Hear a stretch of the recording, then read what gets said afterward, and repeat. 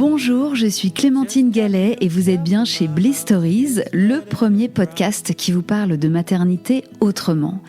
Et si les histoires de maternité ont encore de beaux jours devant elles, chez Bliss, on aime aussi faire des pas de côté pour partir explorer d'autres territoires de nos vies de femmes. Alors désormais, ici, sans calendrier précis, nous vous proposerons d'autres témoignages qui seront réunis sous le nom de Women's Stories. On avait commencé l'an dernier par la collection Break Up avec des témoignages de séparation et de reconstruction familiale. Et comme vous aviez adoré ces épisodes, vous allez pouvoir en découvrir des nouveaux.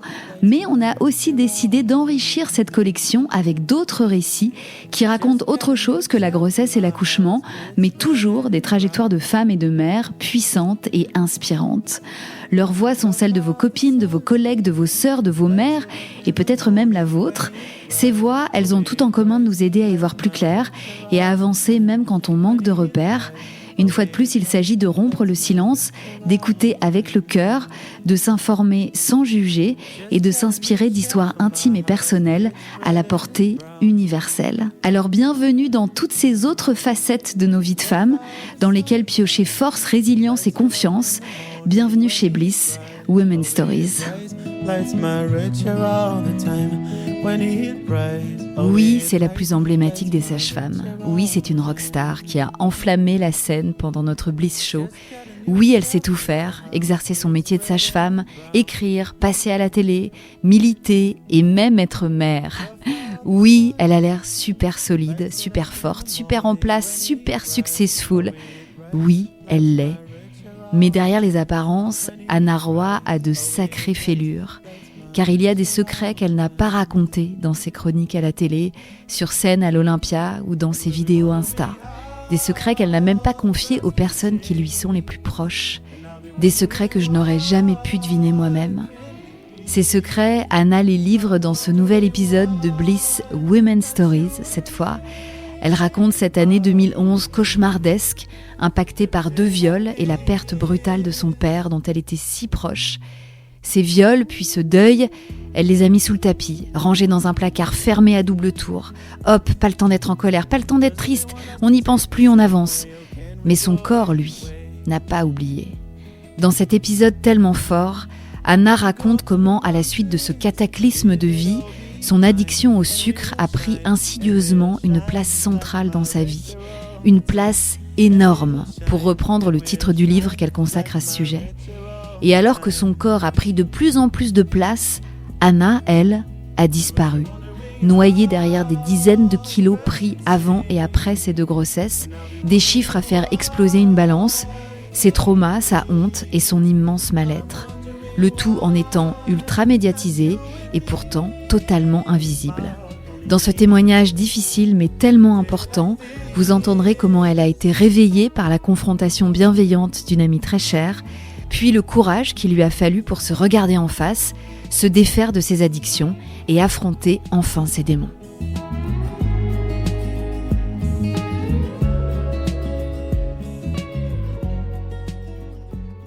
Bonjour Anna.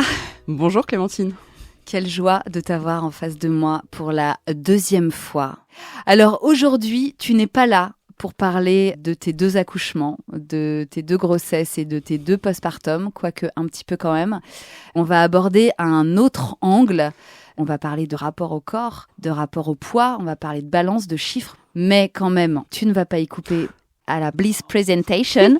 Je vais te demander ton prénom, ton nom, ton âge, d'où tu viens, ce que tu fais dans la vie. Et de qui est composée ta famille, Anna ? Je m'appelle Anna Roy, j'habite à Paris, je suis sage-femme, chroniqueuse et autrice. Et qu'est-ce qu'il fallait que je dise de qui est composée ma famille ?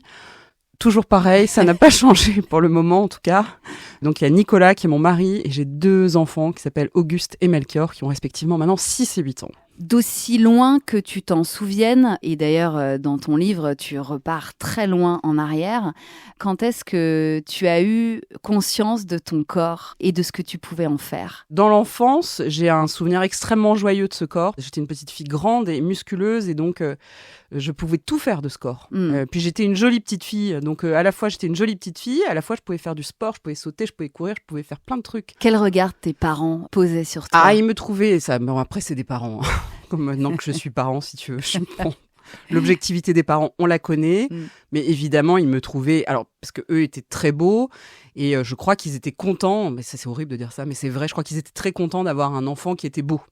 Mais je comprends un peu ce truc maintenant. Hein, donc, à la fois, je critique et à la fois, je comprends ça. Donc, ils étaient très contents d'avoir une belle petite fille. Ouais. Ça, je crois, oui, bien sûr. Tu peux nous raconter justement quel était ce couple parental auprès duquel tu as grandi ? C'est vraiment un couple parental vraiment bizarre qui, maintenant que je suis parent, me paraît absolument fou. C'est-à-dire qu'il me laisse vivre... je suis totalement autonomisée dès mon plus jeune âge et confrontée à des choses auxquelles j'aurais jamais dû être confrontée. Je peux te donner 2 exemples, mais... À 8 ans, on me balance le film Shoah, c'est 8 heures d'images absolument terribles, j'en dors pas évidemment pendant des mois. Ou un autre exemple, je faisais tout toute seule, je faisais les comptes, je faisais la bouffe très tôt, très tôt. Les comptes ?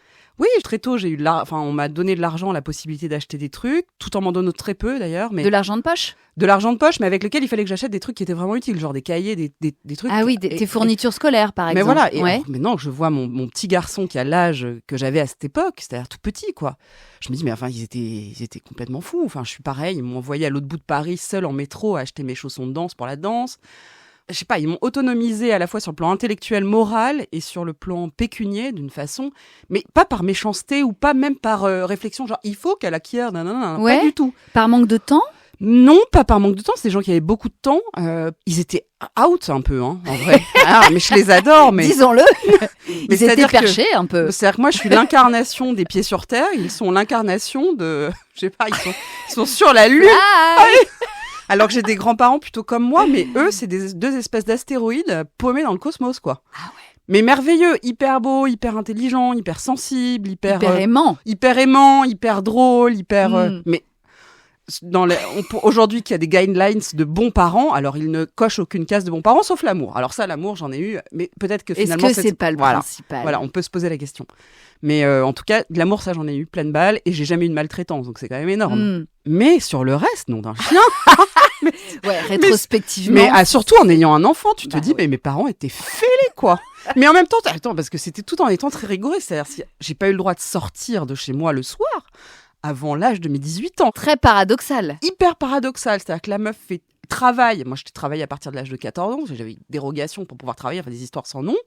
Mais tu faisais quoi à 14 ans, par exemple ? Je faisais des babysitting, mais de tout petits bébés. Enfin, je me dis a posteriori, et même les gens avaient confiance, mais ils étaient fous. Enfin, tout le monde était fou dans cette affaire. Donc, à la fois une grande autonomie, mais à la fois une extrême rigueur morale. Tu ne sortiras pas, il faut que tu sois la première, il faut que tu donnes le meilleur de toi-même, il faut que tu saches que c'est que le bien et le mal. Enfin, tu vois, à la fois une espèce de profonde gravité, à la fois une profonde...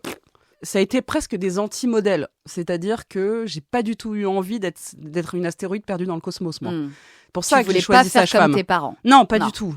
Non, parce que moi, je voulais penser dans le réel. Je veux dire, penser. Moi, je peux faire l'astéroïde, je suis très forte à ça. Je peux prendre mon temps au fond sculpture et embobiner tout le monde. Je sais très, très bien faire. Parce que, au fond, je suis une vraie intello, les gens l'ignorent.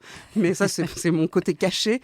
Mais ça m'intéresse pas, quoi, d'être snob, en fait. En fait, ça ne m'intéresse pas d'être snob. Je m'en fous de ça. Donc, je suis très ancrée dans la réalité. Et donc, je voulais pas être comme mes parents. Et du coup, je le suis pas. Tes parents, tu dirais qu'ils étaient snobs ? C'était des vrais snobs ? Alors, la maman qui va écouter ça, elle va hurler. Mais c'est pas une insulte. Non, mais elle est profondément snob, ouais. C'est-à-dire qu'au fond, elle a un tel amour de l'intelligence, un tel amour de la beauté, mais de la beauté esthétique, des corps, des monuments, de tout, que oui, elle est snob, bien sûr. Et même si elle dit qu'elle n'est pas méprisante et tout ça, elle aime pas la laideur. Alors que c'est moi... C'est une esthète... folle. Ouais. Alors que moi, j'adore... je dis pas que j'adore la laideur, mais avec cette expérience qui a été la mienne, je sais que dans la laideur, il y a des choses magnifiques. Voilà. Donc ça, c'est quand même une grande scission. Bien sûr, et une forme de pression, puisque ça devait être palpable dans tout. Mais tout était beau. Si tu veux, on vivait dans le Marais, dans un appartement qui est charmant, mais qui n'est pas l'appartement bourgeois classique, hyper poétique. Les repas étaient poétiques. L'intérieur de chez mes parents est extrêmement beau. Tout est poétique, en fait. Et cette poésie, elle m'a construite, c'est moi aussi, mais c'est très insuffisant et très enfermant. Donc, à partir de 18 ans, là, tu peux sortir. Non, alors avant. C'est-à-dire qu'il va y avoir une grande scission à l'âge de l'adolescence, quoi. Où là, tout d'un coup, j'étais la jolie petite fille intello, vraiment mignonne. Et puis, putain, en un an, Je me retrouvais avec une paire de loches, mais de malade. Un beau cul, je fais 1m78, des gros seins, une grosse bouche. Donc, tout ce qui va susciter du désir chez les hommes. Pulpeuse. Tout en ayant une taille très fine à l'époque. J'étais très sexy, je crois que c'est ça qu'un homme dirait. Et puis un peu mystérieuse, blabla, toi ça. Donc ça, c'est à 14 ans. Et tu le racontes d'ailleurs dans le livre. Tu dis que de voir cette paire de seins tout d'un coup poindre et se développer plus que tu n'aurais peut-être pensé, ça t'a fait basculer dans une autre catégorie, quoi. Je bascule dans un autre monde. Je deviens, pas une proie, mais en tout cas... Un objet de désir. Un objet de désir. Et... Voilà, ça va être compliqué pour moi parce que je suis jeune et donc je comprends pas trop les enjeux, les tenants, les aboutissants. Ouais, mais t'es formée très tôt, quoi. T'as un corps de femme au collège. Ouais, et puis je suis très grande. Donc en plus, j'ai une gueule de nana plus grande. Enfin. Ouais. Et alors ça donne quoi concrètement dans ton quotidien de collégienne? Alors, du coup, j'ai des amourettes, bien sûr. Et puis un jour d'été, il y a un ami d'enfance que je connais depuis toujours et qui m'attrape dans un couloir sombre. Enfin, qui m'attrape, mais dans le bon sens du terme. Enfin, je veux dire, c'est pas... Et qui m'embrasse dans le cou. Démarre de là une histoire d'amour complètement folle. C'est un type qui est plus grand que moi, qui est pas très grand, mais qui a 19 ans. Donc, quand même, en prépa maths. Et toi, 14. Ouais. Aujourd'hui, on requalifierait peut-être les choses, d'ailleurs. Mais alors ça m'appartient. Mais moi, je pense qu'on était, en fait, en termes d'égalité... Bon, on n'était pas égaux, non. Justement, ça aura posé des problèmes. Mais de fait, il y avait une forme de... me semble-t-il d'égalité, mais d'égalité, pas affectivement en tout cas non. Ouais. Mais c'est une histoire d'amour merveilleuse, extrêmement forte, enfin une passion amoureuse telle que tout le monde en rêve, je crois. Vraiment, vraiment, c'était quelque chose de merveilleux. Enfin, c'était des samedis après-midi, je les ai dans le cœur, dans le corps, gravés jusqu'à la fin de mes jours. Cette sensation que c'est tellement fort, tellement beau que tu peux crever, quoi. Que à cet instant-là, tellement t'es allé au max. T'as connu ça, quoi. Ouais. Et toi, tu te sens comment, justement, dans ton corps, dans ses yeux, dans vos gestes? Au-delà de bien. Enfin, je bien. suis regardée de façon merveilleuse. À la fois, c'est un regard tendre, à la fois un regard charnel, à la fois un regard qui est de tous les regards. C'est le premier mec avec qui tu as un rapport sexuel? Ah oui, bien sûr. Ouais. Tout de suite, quasiment. Enfin, il n'y a même pas de... au bout de 15 jours, peut-être 3 semaines de relation. Non, l'attirance est absolument dingue. Tes parents, ils posent quel jugement justement sur cette histoire-là? Parce que tu leur présentes ça parce que nos parents sont meilleurs amis quand même. Ah oui. Donc tu vois, il y a quand même un truc. Sont meilleurs amis. Donc c'est-à-dire 15 jours après la relation, je sais qu'ils se parlent entre eux, je me rappelle très bien de ça. Il y a la mère donc de ce type qui appelle les autres parents pour dire de toute façon c'est foutu, il l'a dans la peau, on peut rien faire. Mais ça voulait dire quoi, cet cet aveu d'impuissance presque, de dire c'est le destin, quoi. Ouais, mais ça leur faisait plaisir ou ça les contrariait? Non, je pense que ça les contrariait parce que j'étais quand même jeune, très jeune. J'étais jeune et puis... Mais pour autant, ils t'ont pas interdit de fréquenter. Et puis il y avait cette histoire de rapport de toujours qui était quand même... ça a commencé parce nos familles sont parties en vacances ensemble. On était en vacances ensemble. Et d'ailleurs, j'étais avec ce type au début des vacances dans une relation tout à fait normale. Mais en fait, il y a eu un switch que je peux pas expliquer aujourd'hui. Eh oui. Pendant les vacances, sous leurs yeux presque, en tout cas... Sous leurs yeux cachés, bien sûr. Sous leur toit. Sous leur toit. Avec, évidemment, dans le reste des vacances, des trucs cachés, mais très forts, d'autant plus forts qu'ils étaient cachés. Pourquoi elle se termine, cette histoire ? Alors ça, bon, c'est compliqué, ça fait partie des choses que j'ai pas envie de dire, je crois que c'est trop impudique, mais ça s'arrête vraiment très brutalement. Je crois pas qu'il y avait d'autres issues possibles. Il fallait que j'aille voir d'autres pays, il fallait qu'il aille voir d'autres pays. Ok. On était très jeunes, j'avais 16 ans et demi. Donc cette histoire se termine, il faut s'en remettre effectivement d'un amour absolu comme ça pendant 2 ans, à un âge où c'est l'explosion des sens. Ouais. Et où ton corps, justement, est en plein développement. Comment ça se passe après ? Je m'en remets pas et je m'en remettrai pas pendant des années. Alors, ça n'aura pas de conséquences graves sur ma santé physique ou mentale, mais c'est-à-dire je fais le deuil de l'amour. Je me dis, ok, c'est mort. Je veux plus jamais souffrir autant et donc c'est de l'amour pour moi, c'est fini. Et puis de toute façon, ça va être fou, c'est-à-dire je ne vais pas arriver à tomber amoureux. Je vais avoir, il y a un type avec qui je suis restée longtemps vraiment après. J'aurais aimé l'aimer vraiment. Enfin, il avait tout pour être aimé, mais j'ai pas réussi à l'aimer. On est resté pourtant 9 ans ensemble. Donc c'est chaud quoi. Bon, du coup, je l'ai trompé. Enfin, j'ai pas été une chic fille. Je m'en veux énormément. Puis j'ai eu beaucoup d'histoires, etc. Je m'en veux énormément. J'aurais dû lui dire dès le départ, mais je n'arrive pas à t'aimer et donc oui, mais ne perds pas de temps avec moi. Tu devais espérer y arriver quand même. J'espérais y arriver très fort, ouais. Mais j'ai jamais réussi. Est-ce que ça l'a vraiment fait souffrir? Oui, Il l'a bien su? sûr. Ah bah oui, bien Ah oui, sûr. d'accord. Non, c'est l'horreur. Ah oui, ok. Et puis ça a fait souffrir les autres. Après, les autres, ils auraient pu se contenter de ce que tu avais à leur offrir. Oui, mais bon, C'était pas le cas. Non, c'était pas le cas, bien sûr que non. D'accord. Et donc, tous ces hommes rencontrés au fur et à mesure de ces années-là, à partir de 16 ans, ils avaient des Oui, ça, c'est envies de compliqué. construction. C'est dû à quoi, tu penses? Ah, La ça, j'en sais- distance, ta personnalité? Moi, je pense que je suis très distante. Je pense que c'est ça. C'est-à-dire, au fond, je me livre pas. Personne ne sait ce que je pense à l'intérieur de moi. Il y en a qui disent que je ressemble à la Joconde. C'est pas totalement faux. J'ai un côté Joconde. Et donc. Que tu as encore aujourd'hui, d'ailleurs. Ouais, j'ai un côté. Ouais. On a du mal à savoir vraiment. Ouais. Et c'est ça qui est merveilleux d'ailleurs chez toi, c'est de découvrir au fur et à mesure tout ce qu'il y a derrière ce sourire de Joconde. Mais donc ça, tu l'as depuis toute petite. Enfin, depuis toujours. Depuis toujours. Depuis toujours. Ton corps, à ce moment-là, c'est un vaisseau, c'est il est super. Un bon accessoire de vie. Ah oui, je bouge, je fais du sport, je suis assez heureuse. Alors bien sûr, j'ai des petites fluctuations de poids, exactement comme beaucoup de femmes, tu vois. Ouais. Mais je vais un peu mieux, hop, je perds, c'est l'hiver, c'est l'été, c'est le machin, c'est le truc, c'est la vie, quoi. Tu fais des régimes à l'époque? Non. Ta mère, elle est comment physiquement? Très mince, mon père est très mince, tout le monde est très mince. Mes grands-parents, tout le monde est très mince. Et ils font gaffe? C'est des gens qui font gaffe, mais qui n'ont pas l'air de faire gaffe. Qui ont l'air toujours très cool sur la bouffe, toujours très cool sur l'alcool.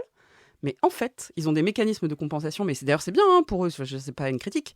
Mais ils ont des mécanismes de compensation intégrés, c'est-à-dire soit le lendemain, soit le jour même, soit le machin. Et en fait, ils jonglent très bien avec la bouffe. Et ça, tes parents te l'inculquent, petite? Parce que tu manges comme eux? Ils mangent très différemment les uns des autres. Hein. Mon père, c'est le nord, ma mère, c'est le sud. Enfin, deux régimes alimentaires complètement différents. Mais au fond, moi, j'aime les deux. Je suis assez bon public. D'accord. Donc, t'es pas difficile non. En termes. Par contre, je sens que j'ai une appétence pour le sucre qui est un peu borderline, quoi. Et justement, ta mère, elle fait des goûters, des gâteaux? Non, pas du tout, justement. C'est plutôt à l'interdiction. C'est plutôt no-go sur les sucreries. D'accord. Il n'y a pas un placard avec du Nutella et des brioches? Pour moi, ça va être un terrain de conquête. C'est-à-dire le sucre, la fête, l'alcool, le tabac. Tout ça, ça va être des terrains de conquête, parfois très joyeux, parfois moins joyeux, mais ça va être des terrains de conquête. Que tu découvres du coup à cette période-là. Ah oui, moi j'adore la fête, mais la fête c'est quelque chose.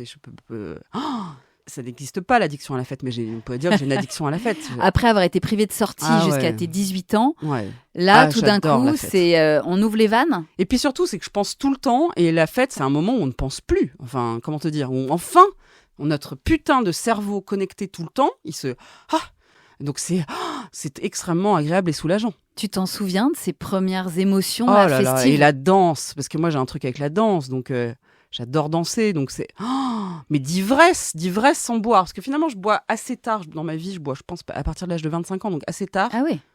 Donc c'est de l'ivresse, mais de l'ivresse liée aux sensations du corps qui en peut plus de danser, mais qui continue de danser. Et je tiens la longueur, donc évidemment je vais beaucoup danser. La danse, c'était ton sport? Ou il y avait d'autres... Alors non, moi je faisais tout. Je faisais du tennis, du cheval, du hand, tout. Ah ouais? Non, j'étais vraiment... A posteriori, je me dis, mais en fait j'avais une addiction au sport, ça c'est clair. Et c'est pour ça que je pense que la bouffe n'a altéré jamais vraiment rien au fond. Au final, tout ça devait, je sais pas comment te dire, mais... Ça s'équilibrait en tout cas. Ça s'équilibrait, ouais. À l'époque. Mais quand même, tu prononces beaucoup le mot addiction. Ouais, c'est terrible. J'avais une addiction au sport, j'avais une addiction à la fête. Est-ce que tu penses qu'on naît avec un tempérament d'addict ou pas? J'en sais rien, mais en tout cas, moi, je l'ai, ce truc. Je sais pas quelle est l'origine, tu vois. Mais malheureusement, moi, je suis frappée de cette malédiction, quoi. Est-ce que tu penses que plus on te prive de quelque chose, plus... je pense que c'est pas suffisant. Je pense qu'il y a quand même une faille narcissique ou une faille émotionnelle ou une faille je ne sais pas quoi. Mais malheureusement, c'est une malédiction, hein, parce qu'au fond, je sais que je n'ai pas d'autre choix, je n'ai pas d'autre issue que de remplacer une addiction par une autre. Alors on me dit, oui, on peut guérir de l'addiction de façon définitive. Et... Ok, peut-être, mais pour l'instant, moi, j'ai pas trouvé la solution, quoi. Donc j'ai un tempérament d'addict. Donc on est dans ces années-là où tu découvres une addiction à la teuf qui s'équilibre au travail. Et au travail. Alors, parce que le travail, tu deviens sage-femme à quel âge? 23. Oui, c'est ça. Donc, ça arrive assez vite. Et je plonge la tête la première. Putain, quelle joie, quelle sensation d'exister, d'exaltation intense. Qu'est-ce que j'aime mon travail? Qu'est-ce que j'aime la fête? Qu'est-ce que j'aime mon travail? J'ai les hommes, mon travail, la fête. Les hommes, mon travail, la fête. Les hommes, mon travail, la fête. Voilà, c'est ma vie. Et tu dirais que c'était bien équilibré à ce moment-là? Non, pas du tout, parce que c'est beaucoup trop. Ça me fait faire des choses peut-être que je ferais pas aujourd'hui, tu vois. Comment tu tiens? Je crois que j'avais beaucoup d'énergie parce que je l'ai plus du tout aujourd'hui. Donc, je crois que j'avais beaucoup d'énergie. Tout Non, mais simplement. j'étais jeune, quoi. Et là, dans l'exercice de tes fonctions, de ton métier, tu découvres d'autres trajectoires, d'autres femmes, d'autres corps aussi. Ça te fait quoi d'avoir toutes ces histoires-là qui t'impactent ? Ça me fout en l'air. Ça me fout en l'air parce que je comprends très vite que si j'exerce la médecine comme on veut que je l'exerce, c'est-à-dire avec la distance qu'on nous inculque, ça va être nul. Et donc, très vite, je vais dire, balèque la distance thérapeutique et je plonge à fond dedans avec les gens. Donc, c'est extrêmement dangereux. Maintenant, j'ai compris ça, mais avec beaucoup de recul. Mais donc, je vais à fond dans les histoires. Je vais beaucoup les aider. Mais je vais plonger avec eux, quoi. Donc, je sais que ça va être... C'est un peu dur à dire, mais une des causes de mon autodestruction. Parce qu'en fait, tu vis tellement les choses avec eux que leur histoire devient la tienne. Enfin... Ouais. Et tu le vois venir, ça ? Tu te vois plonger ? Ah, je me vois plonger, ouais. Je me vois plonger, faire des trucs que les autres ne font pas. D'ailleurs, c'était une source de pas mal de jalousie à l'hôpital. Parce que les femmes avaient de tels liens avec moi. C'était pas toujours facile à manager dans un milieu de femmes. Mais j'ai un amour, du coup, pour elles. Mais c'est un truc de malade. Mes patientes, c'est mes... En fait, elles ont fait la Anna. Anna, c'est mes patientes. En fait, je suis le puzzle de plein de femmes. Et alors, ce plongeon, cette immersion totale dans ton métier, elle a un impact, j'imagine, ça éclabousse tout le reste. Ta vie sentimentale, elle en est où ? À quel âge tu rencontres ton mari ? Là, bref, c'est dans les dates. Bon. Parce que non, mais parce qu'en fait, tu commences à exercer, t'as 23 ans. Je veux pas créer d'incident diplomatique. Ah oui, d'accord. Mais mon mari, je le rencontre assez jeune. Oui, c'est évident, je le rencontre assez jeune. Non, mais j'avais quoi, 25-26 ans. 25-26 ans, donc t'es déjà sage-femme depuis plusieurs années. Bien dans ton corps, bien dans ta tête, tu dirais ça à ce moment-là. Ça va. Oui, d'ailleurs, Nico dirait ça. Enfin, il dirait, putain, il rencontre la meuf. Ouais. Il rencontre quelle Anna à ce moment-là, à 25 ans ? Ah, je crois qu'il est... Franchement, honnêtement, je le fais parler, mais je crois qu'on a une conversation au téléphone de 7 heures. Le mec est... Mais c'est vice-versa. Votre relation, elle démarre par une conversation téléphonique de 7 heures ? Ouais, on s'était aperçus, puis après, on a une conversation téléphonique de 7 heures, de 23h à 6h du mat, chose qui ne m'arrive jamais, je déteste le téléphone. Et donc, on parle de l'euthanasie, de la vie, de la mort, enfin, de sujets extrêmement profonds et à la fois très frivoles. Et je sais qu'il se passe quelque chose de très fort à ce moment-là, ça c'est sûr. Je ne ressors pas de cette conversation pareil, et lui non plus. Et il trouve une Anna qui est... Alors c'est ça le problème, c'est qu'elle apparaît comme la nana extrêmement sûre d'elle, elle a des superbes tenues, elle est grande, elle est mince, elle est bonasse, elle plaît au mec, elle est intelligente dans son discours, elle est sage-femme. Alors ça, comme dit Nico, c'est bizarre. D'avoir choisi sage-femme, c'est quand même... Là, tu montrais quelque part déjà que t'étais pas quelqu'un de totalement normal. Il y a un truc il sent la disruption chez moi. Il y a une disruption, c'est vrai. Donc, il sent ça chez moi. Et après, commence à partir de ce moment-là une histoire d'amour assez forte, mais tempétueuse aussi. Du coup, avec deux tempéraments extrêmement forts. Tempétueuse. Donc, tu rencontres ton mari pendant l'année 2011, c'est ça ? Ouais, fin 2011. Et cette année, tu dis dans ton livre d'ailleurs que c'est une année de merde. Ah, mais c'est au-delà. C'est-à-dire, c'est au-delà. Je vais apprendre que mon père est malade et qu'il va mourir, et que j'aime à la folie mon père, et que je sais que c'est moi qui vais avec maman l'accompagner, parce qu'on a une famille très resserrée. Et puis c'est très brutal. Enfin, on s'attendait pas du tout à ça. Il était jeune et tout. Enfin, bref. C'était une maladie ? C'est un cancer extrêmement grave, métastasé directement, et il a moins de 60 ans, donc il est jeune. Et je sais pas comment te dire, il était en bonne santé et tout ça. Ouais. Donc bon. Et alors ça, c'est deux éléphants qui sont derrière des portes que j'ai pas du tout voulu voir comme étant des éléments signifiants de mon existence, mais je me suis fait violer 2 fois. C'est vraiment dingue, ça. Cette même année. Ouais, alors si tu veux, c'est un espèce d'accumulation de... À l'époque, j'ai pas considéré ça comme signifiant. Rien. Moi, je suis la spécialiste, tu vois, les grands appartements. Moi, je suis de celles qui vont mettre tout le bordel dans des pièces, qui vont fermer la porte. Tu arrives chez moi, tu vas te dire, oh putain, c'est magnifique et tout, c'est vraiment super. Mais alors que derrière les portes des chambres, c'est-à-dire je ferme et je reste dans le salon. Mais est-ce que pour autant, tu sais que dans la chambre, c'est le chaos ? Ah ben bien sûr, mais c'est des chaos que je décide de mettre dans une chambre et de fermer, de dire, pour moi, ce ne sera pas signifiant. Dans quelles circonstances ils ont lieu ? Vraiment, je me suis mise en danger dans la fête. Là, c'est pas une situation où je me mets en danger dans la fête, pas du tout. C'est une soirée avec des gens que je connais, avec, tu vois. Dans un appart ? Dans un appart, avec, alors c'est vrai, beaucoup de gens. Et beaucoup d'alcool ? Ouais, mais moi j'en bois pas trop à l'époque. Et je sens, il y a un type qui me tourne après, qui a ce désir mal placé. Alors là, moi, je m'en veux beaucoup parce que je me demande pourquoi je suscite ça chez les hommes, ce désir de possession, je sais pas, il y a un truc que j'arrive pas à... Je sais pas si c'est de ma faute ou pas, ça, je sais pas. Mais en tout cas, il y a un type qui me tourne autour depuis un certain nombre de mois, ça c'est vrai, et je peux pas, je suis pas amoureuse de lui, voilà, c'est pas possible, quoi, j'ai pas... Et très vite, vers 23h, donc assez tôt quand même, je sens que j'ai une sorte de perte de mes perceptions. Ça me donnait un peu le sentiment, quand je m'étais fait enlever un truc dentaire, on m'avait donné de l'Atarax. Ah oui. Et j'ai une sorte de sensation de devenir de la ouate, T'es engourdi. Je sais pas, il y a un truc qui va pas, quoi. Et moi, alors que je suis toujours très speed et tout, et je sens que ça va pas, mais je peux pas t'identifier exactement ce qui va pas. Et donc là, s'ensuit une nuit de blackout. Et je me réveille le lendemain matin, dans le lit de ce type. D'accord, donc tu as changé d'endroit, puisque la fête n'avait pas lieu chez lui. Absolument pas. Ouais. Et... Tu es nue ? Je suis nue, et je suis... je sais pas comment te dire, mais je me dis, mais c'est quoi ? Enfin, je me demande... Mais c'est horrible, en fait. A posteriori, je me dis, mais c'est horrible, je me demande si je suis dans un rêve, ou... Tu sais, c'est ces moments où tu te réveilles, tu sais plus où t'es. Ouais. Là, je ne sais plus où je suis. Enfin, et je me dis, mais c'est quoi ? Pourquoi il est là, lui ? Enfin... C'est quoi ce truc ? Et je lui dis, mais qu'est-ce que tu fais là ? Et il dit, ah bah enfin, t'as lâché prise. Et moi je dis, intérieurement je dis, mais non, mais j'ai pas lâché prise, quoi. Et donc là, moi j'ai des scènes qui me reviennent, des flashs, tu vois, de grande violence, de coups. Ah, de coups ? De coups. Ah bah oui, j'avais des bleus sur le corps, des scènes de sexe, évidemment, voilà. Tu comprends ce qui vient de se passer ? Ah oui, je comprends tout de suite. Et d'ailleurs, il ne nie pas. Hein. Il est fier de lui ? Il n'a pas honte.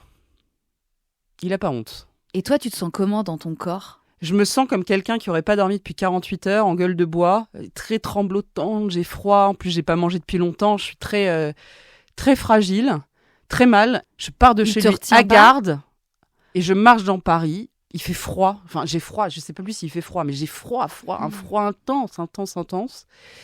Je sais en plus que je suis de garde le soir. Et donc très vite dans ma tête, je me dis, mais c'est pas grave, Anna, tu sais, c'est pas grave, tu vas y arriver. Tu vas t'en remettre, quoi. Tu vas t'en remettre, ma chérie, ça va aller. Je m'adresse ces trucs-là, allez, courage, ma poule, ça va aller. Et je pense à mes patientes, je pense à toutes leurs histoires et je me dis, non mais tu vois, c'est pas grave. T'as fait la fête, t'as pas eu de chance, t'as été droguée, t'as été violée. Bon, c'est pas grave. Ok, et tu n'en parles à personne ? Non, je vais faire des constatations médicales. Et chez les flics ? Non, chez des soignants. Là, je rentrerai pas encore dans le détail de ça, mais j'ai des constatations. Mais il y avait effectivement des choses à constater plein de niveaux, donc ça c'est constaté. Ouais. Mais voilà, ça t'a rassuré, ce constat venant d'une entité indiscutable ? Non, il y a quelque chose qui a été difficile pour moi, c'est qu'un des soignants qui m'a prise en charge m'a dit « ça c'est la tôle, ça ». Et c'est à la fois vrai, mais à la fois, c'est pas ce qu'il fallait me dire, parce que c'était une façon de me dire, c'était moi porter la responsabilité d'envoyer quelqu'un en tôle, et c'était une chose qui m'était strictement impossible. Puis j'étais jeune, donc ce poids de la responsabilité, tout d'un coup, c'est moi qui vais envoyer quelqu'un en tôle. J'étais, non, surtout pas, quoi. Non. Donc, t'as archivé le dossier ? J'ai archivé le dossier, j'ai fermé la porte, au revoir, merci. Puis je me dissocie, c'est-à-dire que là, je me dis, putain, c'est vraiment, il y a danger, quoi. Parce que j'avais été suivie plusieurs fois dans la rue. Bien sûr, si on parle d'agression sexuelle, alors je peux t'en citer 50. Hein. Si on parle de main au cul, de main dans la chatte, etc., ça, alors là... Mais là, on passe un palier supplémentaire, je vais quand même me mettre à avoir peur des hommes. Parce qu'en plus, c'est pas le portrait robot du type, tu t'imagines. Évidemment, il n'y a pas de portrait robot du violeur, c'est bien le problème, mais il est beau, c'est pas du tout... pas le portrait robot du tout, quoi. Et pourtant, malgré ce choc physique et psychologique, il va se repasser quasiment la même chose 3 mois après. Mais alors ça, c'est vraiment pas de bol. Non, je t'interdis de dire que c'est pas de bol, mais... non, mais c'est quand même c'est vraiment pas de chance. Alors, là, c'est vraiment un acharnement du destin. Ouais. Là, pour le coup, c'est différent parce que je suis très alcoolisée. Ouais. Je me rappelle très bien de moi hurler non. Ok. Donc quand même, tu vois, non, tu vois, hurler non. J'ai hurlé non. Dans la fête. Dans la chambre de la fête. Ok. Et là, sortant de là... Ah non, alors là, carrément, ça n'existe pas. Entre-temps, tu n'en as parlé à personne du premier. Non, c'est très peu, tu vois. Et j'ai ma meilleure amie, là, qui est triste de ça. Elle me dit, mais enfin... Elle a vaguement des bribes, mais elle me dit, mais je comprends pas que tu aies pas dit tout ça, quoi. Mais il y a quelque chose de très honteux, hein. Parce que moi, je pensais que c'est qu'est-ce que j'avais fait, pourquoi j'étais comme ça, pourquoi moi, pas une autre, pourquoi, tu vois, quand même, c'est dur. Hein. D'ailleurs, toujours aujourd'hui, je me demande. Vraiment, je comprends pas pourquoi ça. Alors, tu me diras, c'est la banalité du mal et pourquoi le mal, mais pourquoi faire ça ? Est-ce qu'on trouvera un jour des explications à ça ? Porter atteinte à ce point-là ?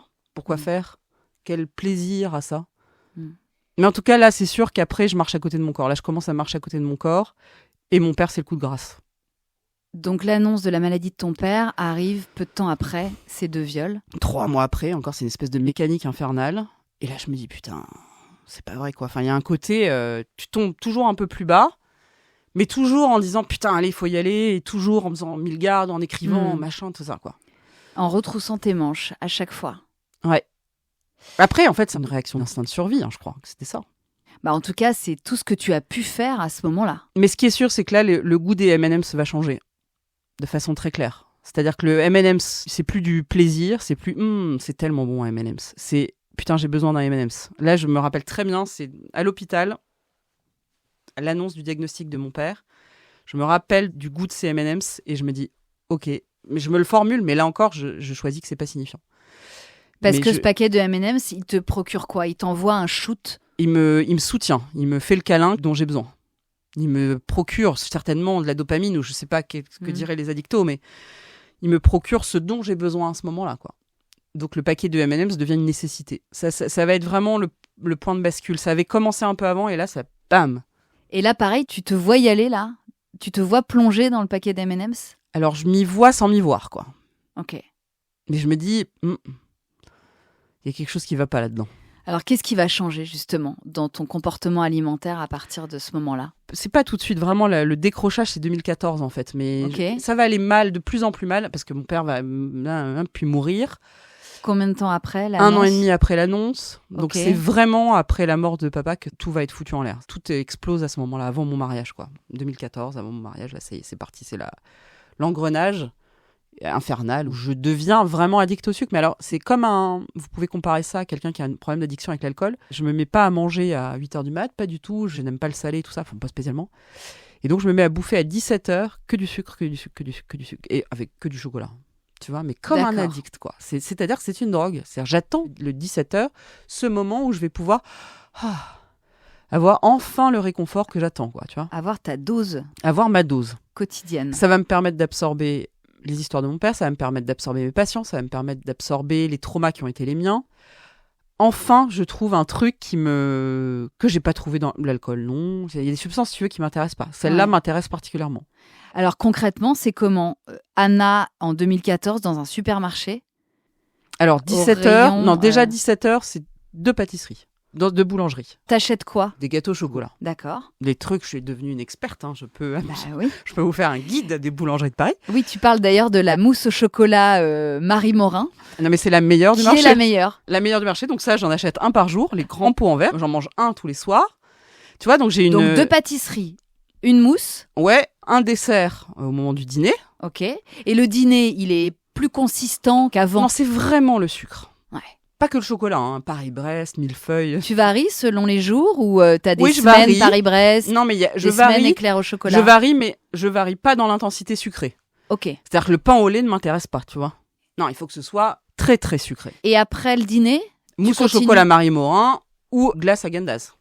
Et ça, c'est toi qui les achètes, ces provisions ? Ah bah bien sûr. Tu es la maîtresse des courses. C'est tellement triste que quand j'allais chez des amis plusieurs jours, je prévoyais mes provisions. Que tu planquais dans tes bagages. Valise. Ouais. Non mais c'est terrible, hein. Avouer ça, tu sais que c'est pas facile. Hein. C'est la honte, hein, un peu. Non, c'est pas la honte, c'est au contraire raconter la vraie vie qui a été la tienne et tu l'as écrite. Ouais, je l'ai écrite. Noir sur blanc. Parce que je me suis dit, putain, il y a plein de gens qui doivent vivre ça dans une honte infernale. Et tu sais, c'est l'heure de la sortie des enfants. Tu sens je sais pas, il y avait un truc qui vrille en moi, quoi. Jusqu'à ce que tu te couches, j'étais ivre de chocolat. Donc tu dors après. Oui. Du sommeil du juste pendant 8-9 heures, parce que ton corps, je pensais, épuisé. Je sais pas ce qu'il y avait, mais oui. J'étais épuisée par ça. Donc ça démarre très nettement à la mort de ton père. 2014, ouais. Dans la foulée de la mort de mon papa, ouais. Dans la foulée. Et ton corps, il change à partir de quand, vraiment ? 2014. Là, tu le vois physiquement ? Ah bah là, c'est monstrueux. C'est-à-dire, je vois les photos de mon mariage, je peux pleurer quand j'avais une tellement vision du mariage. Je vois ces photos de mariage. Alors, je suis pas énorme, mais j'ai déjà pris 20 kilos. Et quand tu regardes ces photos, la mariée, elle sourit, elle a fait quand même une énorme fête avec des centaines de personnes réunies. T'es la reine de la soirée. Est-ce que tu arrives à profiter quand même de ce moment ? Oui, mais en même temps, je suis profondément malheureuse. Mon corps me pèse. Il y a l'histoire de la symbolique du mariage à la con dont je me fous, mais au fond, dont je me foutais pas tant. C'était d'arriver à l'hôtel. J'arrivais à l'hôtel seule. Ouais, c'était pas un moment heureux pour moi. Parce que personne ne prend la place de ton papa devant l'hôtel. Et puis je ne vois, à la limite, en fait, pas de regard suffisamment attendri et gentil pour moi qui me disent mais est-ce que ça va, Anna, tu vois ? On va saluer, ah putain, c'est extraordinaire, c'est génial, non ? Mais tu vois, personne ne prend le temps de s'arrêter un instant et de dire mais est-ce que tu vas bien, toi ? C'est fou quand même. Mais certainement, pour le coup, je pense que c'est de ma faute, ça. C'est-à-dire que je dois inspirer, je dois faire peur, je sais pas ce que je génère. Non, mais pour tout le monde, tu es la solidité, que je suis la gestion. Je suis aussi ça. Ouais, c'est une partie de toi, mais pas que.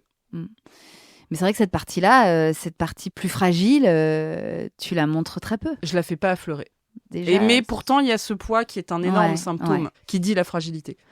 Je suis passée à côté de tout, en fait. C'est terrible. À partir de ce moment-là, en fait, je me dissocie et je passe à côté de la vie. C'est horrible. Alors, ça va m'apporter des choses. Quoi ? Le dénuement, je vais être... c'est triste. Le dénuement, je vais tout donner. Alors là, pour le coup, il y avait un don qui était quand même fort, mais mesuré avec mes patientes. Là, tu vois, il y a plus les vêtements, il n'y a plus la sape, il n'y a plus la fête, il n'y a plus la joie, il n'y a plus l'investissement dans les relations des mecs, il n'y a plus rien. Donc, je me retrouve... dans ce que je peux être imaginé une vie de bonne sœur totalement donnée. Ouais. Mais ça, ton entourage le voit. Personne ne te prend entre quatre yeux pour essayer de comprendre ce qui va pas. Non. Et les peu de médecins auxquels j'en parle, ils disent que je vais très bien, tu vois. Ah ouais. Et toi, t'arrives à dire que ça va pas ? Mais non, mais c'est compliqué quand on te dit que ça va très bien, mais tu fais plein de choses, Anna, tu sais, parce que moi, je me rappelle avoir posé la question au médecin du travail de l'hôpital. Je lui dis, mais est-ce que peut-être je ferais pas une dépression ? Ouais. Je dis, pas du tout, vous. Pas du tout. Vous avez vu comme vous êtes énergique, tout ce que vous faites ? Mais pas du tout. Et en fait, maintenant, je sais, c'est avec un bon psychiatre qui m'a expliqué que non, au contraire, j'avais tous les symptômes de la dépression. Ah oui. Je dormais beaucoup, j'avais cette addiction au sucre, je prenais beaucoup de poids. En fait, moi, je pense a posteriori que j'ai fait une dépression énorme. Bien sûr. Énorme. Donc, non. Mais personne en fait, ne je pense veut que les gens s'inquiètent, les gens me trouvent monstrueuse. Toutes les réflexions horribles ont commencé à ce moment-là. Mais de la part de qui ? Tout le monde. Alors là, c'est horrible. Hein. C'est vraiment être obèse dans ce monde, c'est terrible. Hein. Tu peux pas prendre le métro sans avoir une réflexion. Tu peux pas. T'as des chuchotements quand t'arrives en soirée. C'est tellement horrible que j'ai pas pu me mettre dans le livre tout ça. Tellement c'est obscène. Enfin, tellement c'est méchant. Enfin, je veux dire, parce qu'on croit que chez le gros, c'est celui qui est, je sais pas, il y a quelque chose de... C'est une mauvaise personne, c'est une personne qui se relâche, c'est une personne qui mérite même pas... Ouais, ça t'en parle beaucoup dans le livre. Ah ouais, c'est... L'imagerie du gros, la légende, comme si... à l'hôpital, tu vois, on me prend désormais pour la femme de ménage, tu vois. Ce que ça dit de l'horreur des gens, ça. Je n'ai plus le droit au regard, je dois tisser le lien pour qu'on me regarde autrement. Oui, c'est ça. C'est-à-dire que toi qui étais une fille très féminine avec justement cette poitrine, cette taille fine, ce beau cul, cette garde-robe très fournie dont tu usais, dont tu abusais et qui faisait kiffer. Tu aimais j'adorais plaire, la sape. T'aimais la sape, t'aimais te maquiller, te coiffer, être sur des talons hauts. Ah, les talons. Passion de ma vie. Et là, d'un coup, tout ça est modifié. Ces baskets... Un pantalon bleu marine avec un haut bleu marine et un gilet bleu marine. Et je n'aurai que ça. Tu deviens invisible, en fait. Invisible, et j'use mes pantalons. C'est-à-dire, je refuse à ce point de m'acheter des pantalons que je les achète quand les trous font plus de 5 cm de diamètre entre mes cuisses. Donc je les use, tu vois, jusqu'à la corne. Et seulement à ce moment-là, j'accepte d'en racheter un. Donc je bascule dans un autre monde. Après le mariage, les enfants vont arriver. Très vite. Très vite. C'est vraiment un accélérateur de dissociation. C'est-à-dire, les enfants, on se plonge en eux. Ouais. Là, c'est le meilleur moteur pour la dissociation. C'est pas du tout un reproche que je fais à mes enfants. Je les aime à la folie. Et c'est de ma faute si je me suis dissociée. Mais en tout cas, c'est un merveilleux moyen de me dissocier encore plus. Donc là, en termes d'alimentation et de prise de poids, ça se passe comment pour toi ? C'est monstrueux parce que je vais acquérir mes 40 kilos supplémentaires en l'espace de 2 ans, 2 ans et demi. Ok, donc là, en tout, ça fait 60 au compteur. 58, ouais. Ouais. Comment tu nommes ces étapes ? Parce que tu parles d'obésité, beaucoup. Avant ça, il y a être grosse, être énorme, être obèse. Comment tu gradues le... Ah bah non, moi j'étais en obésité sévère. Moi, Ouais. alors c'est vrai que l'IMC, tout le monde me le dira, et c'est vrai, c'est un outil imparfait. L'IMC, donc c'est le poids sur la taille au carré. Cliniquement, médicalement, à partir de quel IMC on est qualifié d'obèse ? 30. Tu vois, moi j'avais un IMC à plus de 35. Bon, moi j'étais une obésité vraiment grave. D'ailleurs, j'ai eu des problèmes de santé liés à mon obésité, assez grave. Moi je suis obèse, énorme et grosse. Et j'ai pas peur des mots. En fait, c'est même à partir de ces moments où j'ai dit que j'étais obèse, où j'ai dit que j'étais comme ça, que j'ai commencé à guérir.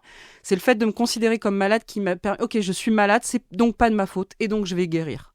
Ce switch-là, il a été vachement important, parce que quand t'es juste gros, bah t'es pas malade. Surtout qu'il y a un courant qui est très bien, c'est le body positivisme, c'est très bien. Puis il y a des gens que ça rend pas malade, hein. L'obésité, ça rend pas forcément malade. Mais c'est pas très drôle, quand même, en fait. En vrai, quand on gratte, souvent, il y a des histoires pas très drôles. Et tes 2 grossesses, est-ce que ça te procurait pas un peu une excuse pour avoir tout ce poids en trop, en tout cas pendant les 9 mois et puis même quelques mois après ?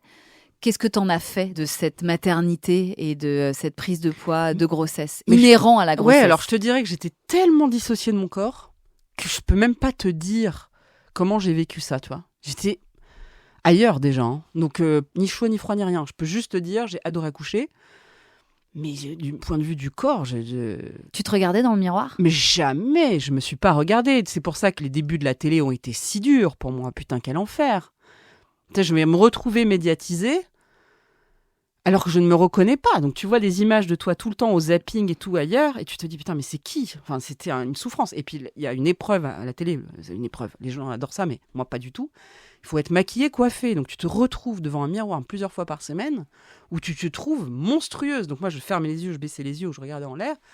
Mais c'était une souffrance. Enfin je ne me reconnaissais pas. Et là, en termes de consommation de sucre, t'en es où ? Je suis au max. Donc à partir de 17h, ça c'est acquis. Toujours. Mais je vais en plus avoir, quand je vais avoir des gros stress, putain, je prends du sucre. Tu vois, donc je me rappelle le taxi ou les transports qui m'amenaient à la télé, un sujet que je maîtrisais pas très bien, sucre. Un sneaker, un machin, un truc vraiment sucré qui va me permettre de faire baisser la pression, de me donner un peu de plaisir. Et ça, tu le ressens vraiment physiquement, c'est un effet immédiat ? Ah là là. Le stress redescend vraiment Ah là là. avec un sneaker. Oui. Donc, toujours une consommation plus entre 17h et minuit, quoi. Exactement. Plus dans la journée, des Des shoots. Donc je vais monter très très haut, faut pas avoir peur des chiffres. Hein. Ouais, je monte jusqu'à 126 kilos. Tu pars de quel poids Alors, avant la mort de ton père ? Non, T'es à moi je combien ? pars de 73. 126 kilos, c'est quelle année ? C'est après les 2 grossesses ? Bah, c'est du quand coup je vais recommencer à me peser. Donc malheureusement, je peux pas Ah te oui, dire. parce que tu stoppes pendant tout Ah un bah moment. oui, Ouais. bien sûr. Donc Ouais. je peux te dire juin 2022, déclic. Là, je me pèse et je vois 126,8. Je peux te dire que ça... Oui, parce que pendant des années, il n'y avait plus de miroir, il n'y avait plus de balance. Ah bah non, je vais pas aller monter sur la balance pour... Et pendant les grossesses, comme je suis sage-femme, j'avais... Quel enfoiré. Je me fais suivre par des copines et donc je trouve le moyen de... Je mentais sur les chiffres. Hein. Ah ouais ? Ouais, mais sinon... Parce qu'elle te demandait combien tu pesais ? Bien sûr, tu sais, tous les mois. Elle te faisait pas te peser devant elle. Non, et comme en plus, si tu veux, j'aurais dû être transférée dans une maternité de type 3, parce qu'avec le stade d'obésité que j'avais, je pouvais évidemment pas accoucher dans une maternité de type 1. Donc comme je voulais vraiment accoucher chez moi, dans la maternité dans laquelle je bossais, je mentais sur mes poids. Évidemment, je trafiquais mes poids. Qu'est-ce que ce poids, concrètement, il t'empêche de faire depuis toutes ces années-là ? Qu'est-ce que tu as dû changer pour t'adapter à ce nouveau physique ? Non mais c'est hallucinant, tu peux pas faire tes lacets, c'est atroce de faire ses lacets, tu peux pas mettre tes lacets. Donc j'avais les baskets toujours sans lacets. Tu ne peux pas enrouler ta serviette quand tu sors du bain, il n'y a pas de serviette assez grande. Tu ne peux pas avoir des peignoirs d'hôtel pourtant qui sont gigantesques. Tu ne peux pas t'asseoir dans le métro. Et les sièges, les fauteuils de théâtre et de cinéma ? Non, mais l'enfer, je pouvais plus y aller. Parce que c'est microscopique. Non, alors sauf avec mes enfants, parce que comme mes enfants c'était microscopique, Mhm. du coup je pouvais déborder allègrement. Je rigole, c'est une souffrance inouïe. Je veux bien imaginer que les gens, en fait, je suis très profonde, mais c'est tellement tragique que c'en est comique. Mais- Parce que c'est des exemples de la vie quotidienne Mais- qui parlent à tout le monde. C'est-à-dire, Et par qu'on exemple, n'imagine pas. c'est-à-dire que je ça n'allais empêche. plus faire pipi au restaurant parce que je passais plus derrière les gens, mais du tout. Ah, entre les tables. Mais oui, c'est impossible. Si tu veux, j'avais des envies de pisser, mais des trucs monstrueux, parce que je savais que ça demandait à tous les gens de se lever, de se dégager, etc. Enfin, tu vois, c'est la vie quotidienne qui est extrêmement impactée. Dans le train, dans l'avion. Dans le train, l'enfer, l'avion, l'enfer, la ceinture de sécurité, des fois, t'es limite, donc tu dis, putain... Ouais. Tu faisais du. Et puis pas le de vélo, kayak, pas- la Ah, le honte. kayak. Là. T'as testé. Je me Tu as rappelle. testé pour nous le kayak. Le Oh. kayak à deux. Où tu vois les bateaux, mais tous les bateaux, moi qui adore le bateau, toutes sortes de bateaux. Je voulais plus faire de bateau parce que tu vois.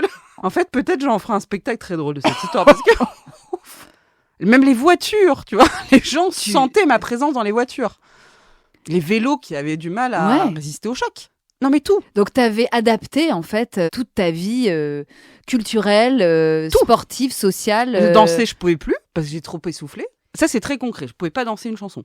Les talons, c'était terminé. Ah, les talons, jamais de la vie. Les vêtements, jamais de la vie parce que j'ai jamais accepté, moi, d'aller dans les marques qui font des belles choses. Size plus, ou je sais pas comment on dit. Oui, les plus size. J'ai jamais accepté c'est marrant, hein, ça. Tu t'es toujours refusé à aller dans le rayon grande taille. Ouais. Ça, t'arrivais pas à t'y résoudre. Non, Ça alors aurait de toute pu être façon, une façon, justement, d'avoir des sapes non. jolies, extrêmement travaillées, féminines, Non. adaptées à ton poids. Mais non. Ah non, c'est impossible. En plus, ça m'aurait demandé d'aller dans des magasins, de commander sur Internet, donc d'accepter que je faisais une taille 50 ou je sais pas trop quoi, je sais même pas quelle taille je faisais en fait. Ah ouais. D'aller devant les glaces, enfin, c'était impensable. Donc je savais qu'il y avait un Monoprix où ça allait jusqu'en 48, donc je pouvais avoir le pantalon, un jean, toujours le même. 48. Ça, Ouais. ça t'allait. Oui, parce que j'ai beaucoup de graisse plus en haut du corps qu'en bas. Le pire, c'était pas à mon cul, quoi. Donc ça rentrait. Et après, j'avais des hauts difformes, tu vois, des trucs difformes. Hmm. Tu te dis, mais c'est pas possible. Qu'est-ce que j'ai fait toutes ces années? Bah, c'est ça. C'est que. Alors en fait, j'ai fait des trucs. C'est ça qui me conseille. J'ai écrit beaucoup de livres, j'ai fait beaucoup de choses. Ouais. Par ailleurs, t'as été productive sur plein d'autres. Mais alors là-dessus, terrain. j'étais out. Ouais. T'étais heureuse, malgré tout. Non, j'étais très malheureuse. Alors malheureusement, ça c'est terrible parce que je peux pas donner une vision positive de la chose. Alors ça m'a appris plein de choses, mais non, j'ai été très très très très très très très malheureuse. Parce que moi j'aime beaucoup bouger, donc là c'était quand même la grossesse à côté, c'est une rigolade quoi. Enfin, Ouais. Oui, t'étais empêchée. j'ai eu des remarques quand même d'une violence. Quand même, tu te dis, ouf, tu te prends ça dans la gueule, ça va loin quoi, tu vois. Ça va loin. Avec la phrase qui va avec, c'est il suffit que tu arrêtes de bouffer. À Auschwitz, il n'y avait pas de gros, tu vois. Donc ça, j'ai eu énormément de remarques comme ça. Mais ça, c'est pas du tout aidant. C'est l'inverse. C'est-à-dire que ça te fait pallier. Tu vas chercher du sucre pour absorber ce qu'on vient de te dire. On disait que j'étais la femme de Shrek. On m'a dit que j'étais... Enfin, des trucs, mais horribles. Enfin, je veux dire... Mais ça venait de qui? De gens Proches. Proches. Tu as coupé les relations avec ces gens-là? Non. T'as réussi à les mettre à distance? Non. Non. Donc tu as subi. Ah oui, T'as totalement. préféré subir. Ouais. Non, des remarques, mais d'une méchanceté, mais des niveaux que tu peux pas imaginer. Hein. Ça a été quoi le plus dur pendant toutes ces années? La tristesse, l'empêchement et la tristesse, vraiment. Quelle tristesse, putain. Et tu la mettais où, cette tristesse? T'en faisais quoi? J'ai beaucoup travaillé. Ouais. Parce que comme j'étais prisonnière de mon corps et que j'avais beaucoup de temps parce que j'étais pas accaparée par autre chose, j'ai beaucoup travaillé. Je suis allée beaucoup à la rencontre des gens. C'est pour ça que je dis que c'est une période, c'est marrant parce qu'à la fois ça m'a apporté beaucoup de choses. Je suis allée très loin dans l'abandon de moi-même en tant que personne et en tant qu'enveloppe corporelle. Et donc je suis allée très loin dans la recherche intérieure. Comme j'étais emprisonnée à l'intérieur de moi-même, je suis allée très loin à l'intérieur de moi-même. Parce que j'étais prisonnière. Hein. Ouais. Faut imaginer, c'est comme une prison. Hein. En tout cas, parce que moi, je pouvais pas bouger. Je sais qu'il y a des gens qui sont obèses et qui arrivent à être très dans le mouvement. Moi je marchais, mais c'était... Ouais, tu marchais quand même. Je marchais. T'as toujours fait Paris Je marchais. en long, en large ça m'a et en sauvée, travers. ça, je pense. Sinon, je pense que je serais morte. Ça, je pense que ça m'a sauvée. Mais sinon, oui, à part ça... Je me souviens quand tu venais en répète, qu'on se retrouvait justement autour du spectacle, t'arrivais et tu repartais à pied. Ouais. Quelle que soit la saison, quelle que soit l'heure, t'as toujours marché. Mais c'était aussi parce que je pouvais manger du sucre pendant ces trajets-là. Ah, t'en profitais pour manger. Ouais.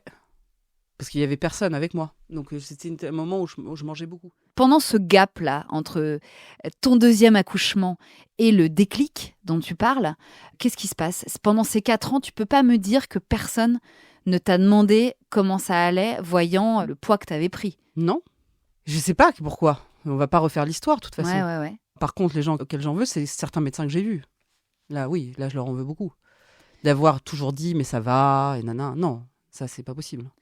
Ton mari, Nico, il t'a jamais fait sentir à aucun moment que ce corps qui n'était plus celui qu'il avait connu il y a quelques années, il le trouvait moins attirant, plus disgracieux. Il n'y a jamais eu Non, je sens qu'il a du chagrin pour moi. Mmh. Vraiment, je sens qu'il a du chagrin parce qu'il me voit avec mes habits bleu marine là, qui sont pas moi du tout. Ouais. Il me voit pas arriver à bouger, pas arriver à monter les escaliers 2 à 2 comme je le faisais, à pas vouloir faire de sport. Donc, il me voit très malheureuse. Après, il a été bien puni. C'est quelqu'un qui était très orgueilleux. Parce que, surtout, la sphère sociale, pour lui, a beaucoup d'importance. Il a été bien puni. Et en même temps, je pense que c'est vraiment pour lui, c'était une bonne chose. Parce qu'elle s'est concrétisée comment, cette punition ? C'est-à-dire qu'il avait honte, je pense. Peut-être il n'acceptera pas de dire ça. Et puis parce que je contrebalançais, parce que j'étais successful sur d'autres trucs, donc je pense oui, bien sûr qu'il avait honte. Et puis en plus, il avait des amis qui lui disaient des trucs qui étaient quand même très désagréables à mon propos. Donc, mais tu sais, il faut se mettre à sa place. Pour le coup, moi, s'il prenait 60 kilos demain, et pourtant le poids socialement chez les hommes est beaucoup plus accepté. Ouais, vraiment sûr. beaucoup plus accepté. Ah je crois que je serais un peu gênée. Tu serais un peu gênée. Je crois. Et tu penses que tu malhonnête lui de en dire parlerais l'inverse. pas ? Alors moi si, mais bien sûr, mais parce que moi je fais la maline, mais moi j'ai 13 ans d'expérience clinique derrière moi. Ouais. Mais après c'est une telle souffrance. Maintenant j'ai une amie alcoolique, là j'ai réussi à lui en parler, mais parce que je viens de traverser moi ça. Ouais, c'est pas facile de parler. Non, parce que tu proches. risques de perdre les gens définitivement, tu vois. C'est prendre le risque de ne plus avoir de lien. Ouais. Que l'autre se fâche et tu perds le lien totalement. Et tu penses que tu te serais fâchée, toi ? Ou est-ce que tu n'attendais que ça ? Moi je pense que j'attendais que ça. Hmm. Que les gens soient naturels avec moi. Mais encore une fois, c'était certainement moi qui suscitais ça, tu vois, le coup de la Joconde, quoi. Mais c'est marrant parce que les patientes, elles ont été... Heureusement qu'elles étaient là, les patientes. Elles ont fait tout ce qu'elles ont pu pour... Parce que elles avaient une autre façon de s'adresser à toi ? Ah ouais, elles ont été vraiment gentilles, vraiment. Elles, sans l'air de dire, mais elles me donnaient des fauteuils où il y avait des petits gestes de pas me prévoir de sucreries, justement. Tu t'es penchée auprès d'elles ? Beaucoup plus auprès de n'importe qui, bien sûr. Ouais. J'avais une forme de... Je cachais pas mon désespoir. À la fois, j'avais une grande joie de vivre, à la fois le désespoir qui était là en moi et que je ne cachais pas auprès de mes patientes. Ça, c'est vrai. J'étais certainement plus nature peinture qu'avec les autres. Donc, ça veut dire qu'auprès du reste du monde, jamais tu disais que tu te trouvais grosse ? Je crois que je le disais, je sais pas. Je sais pas te dire. En fait, c'était tellement énorme. Non, mais on voyait que ça. Ouais, mais pour t'avoir connue, du coup, moi, en 2022, l'année du déclic, d'ailleurs, tu évoques l'Olympia, tu évoques le premier spectacle. C'était terrible pour moi de lire ça parce que d'imaginer ce que tu traversais à ce moment-là, c'est atroce. C'était invisible en vrai. C'est vrai que c'était là, c'était toi, c'était ton physique, c'était et puis moi je t'ai pas connue avant, donc quelque part tu peux toujours te dire que la personne a toujours été bien comme ça, tu vois.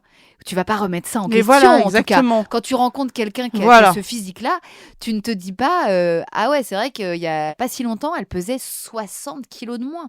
Moi, je l'ignorais totalement. T'as raison, c'est pas quelque chose sur lequel on s'arrêtait. Non. Parce que toi aussi, t'es une tornade. Voilà, et tu que une tornade. Donc, next, exact. Next, voilà, next. tu vois.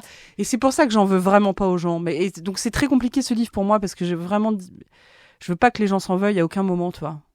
Malheureusement, c'est une aventure. Moi, je suis partie sur une île. J'ai vraiment l'impression, et je suis partie seule. Et personne pouvait aller me chercher sur cette île. Le déclic, il arrive comment ? C'est simple, il y a Agathe Le Caron qui est présentatrice de la Maison des Maternelles qui me convoque dans le 15e, enfin qui me convoque, elle me dirait pas du tout que c'était une convoque, elle m'invite à déjeuner dans le 15e, mais c'est à la fin de la saison. Donc je me dis, ok, les choses sont pliées, elle va me virer. Ça fait combien de temps que vous bossez ensemble à ce moment-là ? 4 ans ? Oui, donc je me dis, voilà, c'est logique, les gens changent à la télé, c'est comme ça. Vous avez quel lien ? Vous êtes amis ? Oui, on est amis, mais quand même, elle m'impressionne un peu, je sais pas, il y a un truc, quoi. Donc là, je me dis, j'y vais pour me faire virer, c'est sûr. Elle m'invite à déjeuner, donc j'arrive dans le truc, j'étais en sang dessus-dessous. Et puis je vois en plus qu'il y a un truc qui est pas normal. Donc ça renforce ma paranoïa. Et puis tout d'un coup, elle prend un air assez cérémoniel, enfin assez... Ouais. Et puis il faut que je te dise un truc. Et je vais te dire ce truc parce que je t'aime. Je dis putain, c'est quoi ce truc? Et là, elle me dit, là t'es trop grosse. Si tu continues comme ça, tu vas mourir. Et donc voilà, elle me parle de ça. Et après, je peux même pas te dire ce qu'elle m'a dit parce que je sais qu'elle m'a donné des contacts. Mais c'est comme si mon esprit devenait embrouillé. Je comprends à ce moment-là que c'est hyper grave. Je me suis mis dans une situation hyper grave. Et que j'ai envie de guérir, mais que je sais pas si je vais y arriver. Après, je me rappelle, à partir de ce moment-là, je vais me mettre à pleurer. Ça ne va pas s'arrêter. C'est des robinets ouverts pendant 24 heures, quoi. Et je me dis, putain, mais Anna, tu es dans cette merde. Enfin, je rentre chez moi, je me regarde dans le miroir, je me dis, c'est pas possible. C'est pas possible. Je me pèse, je dis, c'est pas possible. Alors là, après ce déclic, après ce déjeuner avec Agathe, qu'est-ce qui s'est passé? Ça va être une prise de conscience en plusieurs mois. En fait, je me découvre comme atteinte d'une maladie grave, parce que je fais des bilans, je m'aperçois qu'effectivement, tout déconne. D'accord. Donc, je suis atteinte d'une maladie grave. Et je me dis, mais je ne sais pas comment je vais faire pour soigner ça. Je ne sais pas. Je comprends que j'ai une addiction au sucre, mais cette chose-là va être balayée d'un revers de la main par des médecins. Mais ça n'existe pas, machin, etc. Mais donc, ils comprennent pas trop. Il y a des gens qui, à partir de ce moment-là, veulent m'aider parce que je cherche de l'aide, mais qui m'aident pas du tout, si tu veux. Ils veulent t'aider, mais ils t'aident pas. C'est-à-dire qu'ils me disent, oui, il faut manger des légumes verts, mais je sais qu'il faut manger des légumes verts, ça, tu vois, c'est pas le problème. Ils tiennent pas compte que je me mets à bouffer compulsivement à partir de 17h. Donc moi, j'aurais aimé cette hypothèse de la dépression, qu'on rebalaye d'un revers de main. Tu vas voir un psy? Je vais voir un psy. Mais là, ce psy-là n'est pas du tout efficace. C'est quand même fou, toi qui gravites entouré de médecins, de gens dans un réseau qui est a priori quand même fourni. Là, tu ne trouves pas les bonnes personnes. Non, mais c'est parce qu'aussi le rapport est niqué. C'est-à-dire qu'ils pensent que je suis successful, que je suis très anténanien. Donc en fait, ils ne veulent pas accueillir ta détresse. Non, ils veulent pas. Ils veulent même pas l'entendre, je crois que c'est ça aussi, tu vois. En tout cas, donc je fais des tentatives, tu vois. Je vais essayer de manger moins de ci, moins de ça. Je vais essayer d'arrêter le sucre, mais j'y arrive pas. Je vais essayer de plus du tout boire d'alcool, mais bon, je vois bien que c'est pas tellement le problème. Enfin, tu vois, je fais plein de tentatives comme ça, mais infructueuses.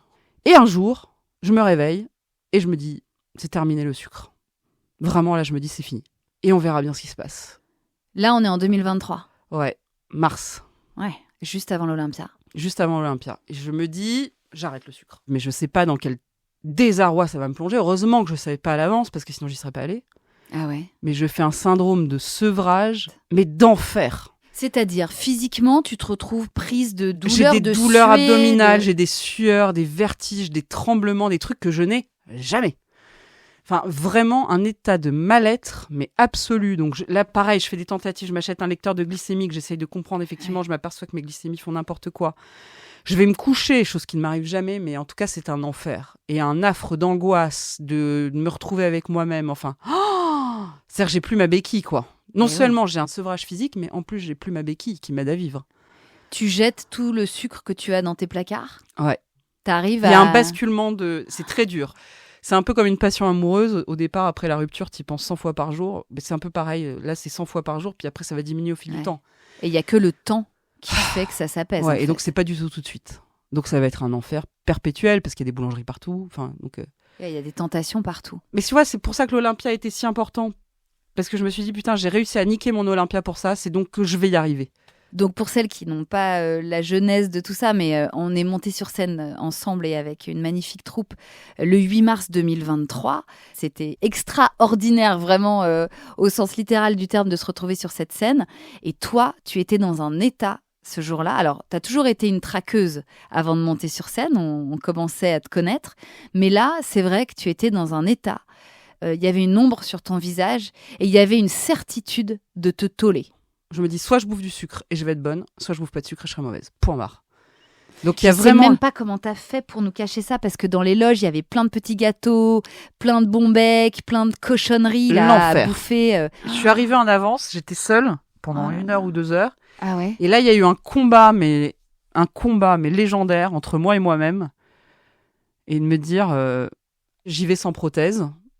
Et effectivement, malheureusement, il n'y a pas de happy end. Je me foire sur la scène de l'Olympia. Alors, je te rassure, je sais que je ne changerai jamais ton appréciation de ta prestation ce soir-là, mais si tu étais peut-être, on en convient et on s'en est reparlé d'ailleurs, un peu en dessous, la salle a accueilli quand même ta séquence avec beaucoup de ferveur et beaucoup d'émotion. Donc le moment, il était raté pour toi, mais pas pour tout le monde.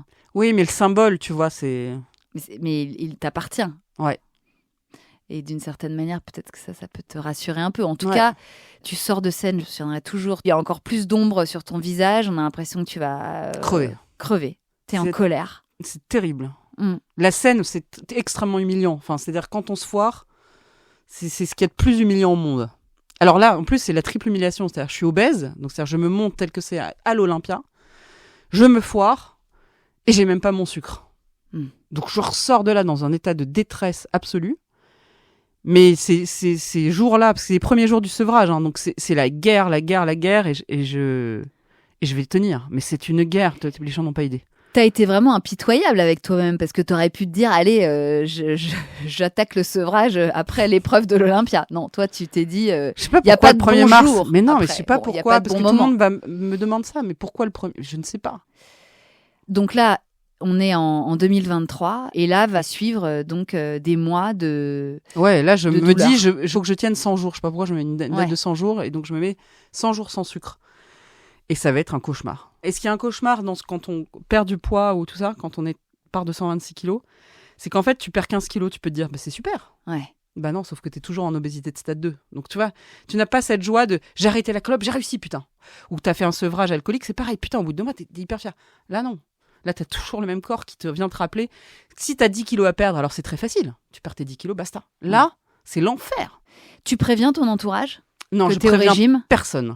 Mais je suis pas au régime, j'ai juste arrêté le sucre. Ah oui. Je ne change rien de mon alimentation. C'est invisible, sauf que je ne mange plus de sucre. Sucre que tu mangeais beaucoup en cachette. Voilà. Donc finalement... Ah non, les autres ne voient rien. C'est ça qui va être très décontenançant, c'est qu'il n'y a aucun changement. Puisque le sucre, effectivement, comme tu dis, c'est en cachette. L'alcool, toujours de l'alcool, dans les dîners, tout ça, il n'y a rien qui change. Ouais, donc ça passe. Ah oui. Nico, tu lui Nico, dis ou pas? Il se dit, c'est bizarre, elle mange plus de Häagen-Dazs ou de Marie Morin. Mais je ne dis rien, je dis, ouais, bof. Même à lui, tu lui dis pas? Non, parce que j'ai tellement peur de l'échec. Tu lui dis pas ta résolution, parce que c'est une résolution avec toi-même. Ouais, mais je me dis, j'ai tellement peur d'échouer, je le dis pas à ma meilleure amie, je le dis pas à personne. Parce que j'ai peur de l'échec, parce que je sais que j'ai fait multiples tentatives et que j'ai échoué. Et tu décides de t'embarquer toute seule dans ce sevrage? Oui, ça je regrette beaucoup. Si c'était aujourd'hui, je le ferais avec un addictologue. Ah oui. Et avec des médocs. Mais toi, non. Ben non, mais sans filet, sans rien. Non, sans filet, parce qu'on m'a pas dit que c'était une vraie addiction. Si j'avais connu Carilla, le professeur Carilla, qui est un addictologue, avant, alors il m'aurait accompagné, tu vois. Il m'a accompagné par ses podcasts. C'est quoi son podcast? Ça s'appelle Addiction avec un K. Ça fait partie de mes bouées de sauvetage. T'arrêtes le sucre en mars 2023, tu dirais que tu commences à te re-regarder dans le miroir et à te trouver pas trop mal à partir de quand? Toujours pas aujourd'hui. Mais alors, quand est-ce que tu commences à te regarder dans le miroir? En me regardant vraiment. Ouais. En constatant surtout que tu maigris. Non, ça, constater la perte, ça, je le constate assez vite. Au bout d'1 mois et demi, je vois que ça dégonfle. Et au-delà de l'enveloppe physique, qu'est-ce que tu constates aussi comme amélioration? Ah ben ça, c'est formidable. Là, vraiment, à partir de maintenant, là, de septembre, octobre, c'est vraiment comme une nouvelle naissance, quoi. Je peux courir 4 à 4 dans les escaliers, je peux faire du sport, je fais du crossfit, j'adore, tu vois, des trucs hyper violents où tu te... Ah, c'est brutal, le crossfit. Ah, j'adore ça. Tu ressors de là, t'es lessivé bien, quoi, comme après un bon shoot de sucre, tu vois. C'est fou, hein. Qui suis-je? Et là, je ne sais pas qui je suis, parce que je ne suis pas... C'est ça qui est très compliqué, c'est pour ça que j'ai l'impression... Du coup, j'ai plus mon enveloppe corporelle, donc je me balade dans la rue, j'ai l'impression d'être toute nue. Qui je suis? Je ne sais pas qui je suis. Tu te reconnais plus? Ben non. Donc là, je suis dans un moment de déstabilisation, mais profond. Est-ce que les gens vont m'aimer après? Enfin, c'est une question que tu te poses, mais ça te dévie pas de ton objectif. Non, parce que de toute façon, pour ma santé et mon bien-être, c'est pas possible. Je pouvais pas continuer comme ça, mais je ne sais pas qui je suis. Et puis même dans les habits que je récupère, que je commence à récupérer, mais je me dis, mais je suis plus tout à fait celle-là. Mais alors qui je suis? C'est quoi mon identité de fringue? Donc là, quand même, tu commences à retourner faire du shopping ou juste à ressortir tes anciennes fringues? Je ressors des anciennes fringues et je commence à faire du shopping. Je me réintéresse à la belle sape, mais c'est pas facile parce que comme je suis pas à mon poids définitif, encore, ce sera février, je pense. Mais ça demande une identité. S'habiller, c'est une identité. Bah, mais bien sûr. quelle est cette identité? Et pourtant, c'est physiquement celle que tu rêvais d'être, ou en tout cas que tu Je suis en train t'es de, en train de revenir. devenir celle-là. C'est ça qui est fou, quoi. C'est ça qui est fou. Et je n'ai jamais été aussi déstabilisée de ma vie. Et est-ce qu'il n'y a pas une part d'excitation à se réinventer? Oui, mais alors c'est comme tout, tu sais, c'est un peu comme le postpartum, c'est la peur de faire des conneries. Tout d'un coup, c'est des horizons qui se réouvrent. Et donc la connerie, elle est vite arrivée, tu vois. Donc il faut pas que je passe, parce que là j'ai envie de faire des décisions à la serpe de tout. Ah ouais. Je dis exactement, je me rappelle ce que je dis à mes patientes en postpartum. Ok, vous avez envie de faire tous ces changements, mais piano. Ouais. Enfin, là, cette année là de postpartum, la première année, on se calme. Hmm. Donc on prend pas des décisions quand on est sur la lune. Là, je suis sur la lune. Je suis dans un état de profonde déstabilisation. Je refais la fête comme avant, si tu veux. C'est complètement... Mais je peux pleurer de joie quand je raconte ça, de danser les sensations d'ivresse que j'avais perdues. Les sensations, mais j'en dirai pas plus, mais dans le cul. Enfin, c'est dingue. Enfin, tout est dingue. Bah, bien sûr. Mais dingue. Tu te redécouvres. C'était vraiment une nouvelle naissance. Les talons, clac, clac, clac dans la rue, le regard des mecs qui me fait peur. Alors ça, c'est très compliqué, les mecs. Ça, c'est vraiment un sujet difficile. Parce que je comprends pas ce qui fait... J'ai un problème avec les mecs. Bon, j'ai identifié, je travaille en ce moment là-dessus, mais j'ai un problème avec les mecs. Avec les mecs, c'est-à-dire avec leur regard, avec leur Non, c'est avec comportement. ce que je génère chez les mecs. Il y a un problème. C'est évident et je pense... Alors, les féministes vont sauter au plafond. Je suis féministe aussi, mais je crois pas que ce soit que leur problème, c'est aussi le mien. Ouais. Voilà. Donc, je pense qu'il faut que je change quelque chose dans mon abord. En fait, je pense que la posture par défaut avec les hommes doit être de la dureté, la méchanceté. Enfin, peut-être pas. Mais j'en sais rien. Mais je me pose la question. Et puis, Oui, tu sais, je m'étais dit, voilà, maintenant, t'as 39 ans, t'es vieille. C'est terminé. Mais pas du tout, en fait. C'est Alors- toi qui m'as dit un jour, quand on s'est rencontrés d'ailleurs assez rapidement, tu me disais, mais les quadras, mais c'est vrai. Vous avez tout compris. C'est l'âge de tous les possibles. Et moi, j'étais là, enfin, franchement, ouais, mais j'aimerais bien avoir à nouveau 32, 33 ans. Et tu m'avais dit, non, meuf, crois-moi, la quarantaine, c'est l'âge d'or de la femme. Et j'avais raison. Là, Qu'est-ce que ça va être mine l'année de rien. prochaine? Oh putain, vous êtes pas prêts, je peux vous le dire. Ça va être un truc de fou. Non, mais peut-être d'ailleurs. Mais je sais pas qu'est-ce qui va se passer. Qu'est-ce que ça va donner? Ce qui est fou d'ailleurs, c'est que tu n'as jamais cessé de te montrer sur les réseaux, les années terribles Que l'enfer. dont tu parles, où tu étais si mal et où ça ne se voyait pas. Pour autant, on t'a jamais autant vu sur Instagram, par Quel exemple. enfer. Comment t'expliques ça? Parce que t'aurais pu dire non. Mais parce qu'en fait, je n'existais pas. Tu regrettes de t'être autant montré, qu'il Non, parce existe que- autant d'images de toi? Non, parce que j'ai donné beaucoup aux gens à ce moment-là. Et Ouais. je regrette pas ce que j'ai donné. J'ai évidemment beaucoup de peine pour moi-même, pour mes enfants, de laisser cette image-là.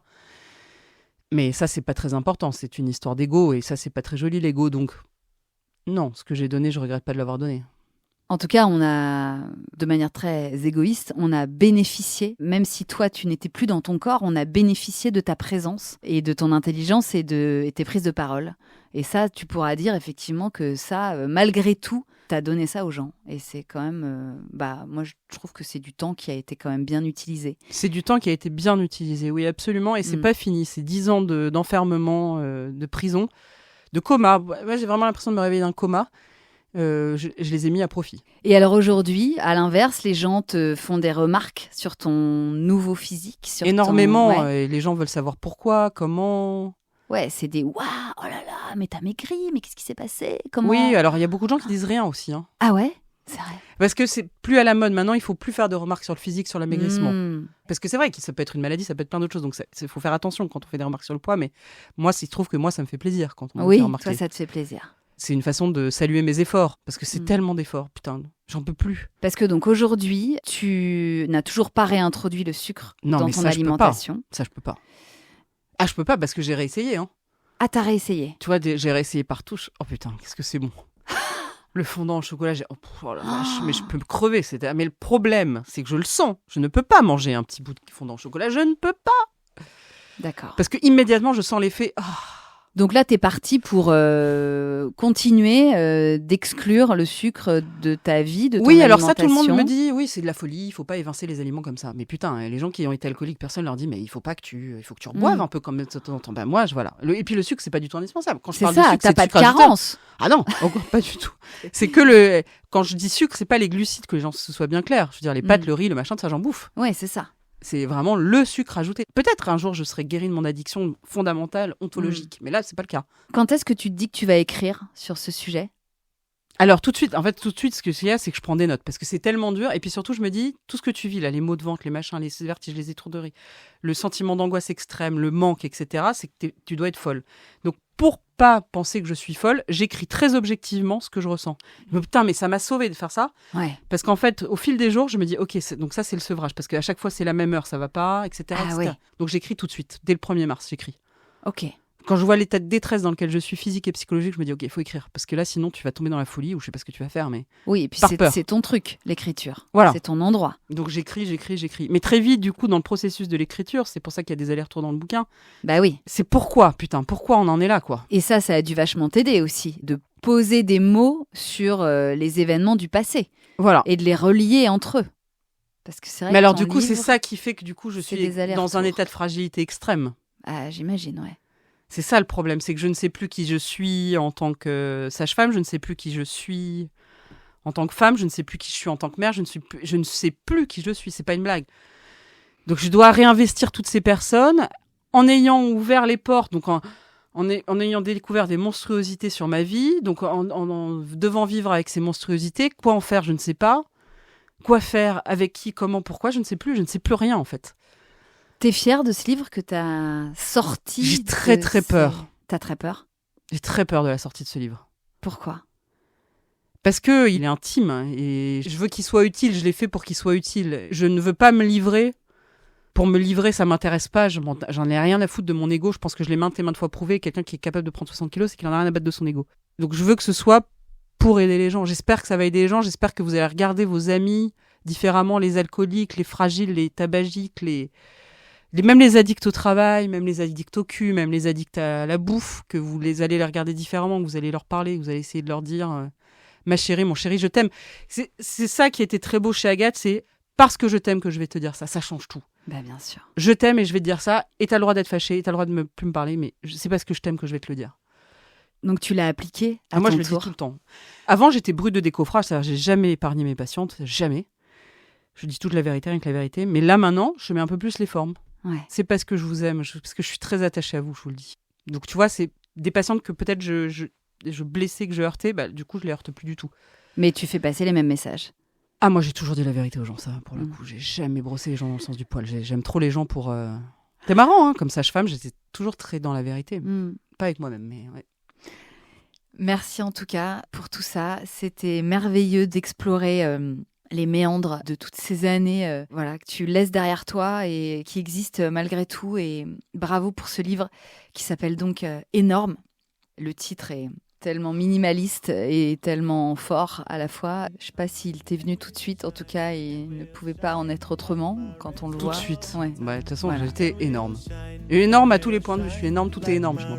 Tout est énorme. Merci en tout cas pour tout ça. Je t'embrasse, Anna. Merci Moi aussi, infiniment. beaucoup. Je t'embrasse fort. Et on se revoit vite de toute façon. Bisous. Bisous. Ciao. Ciao.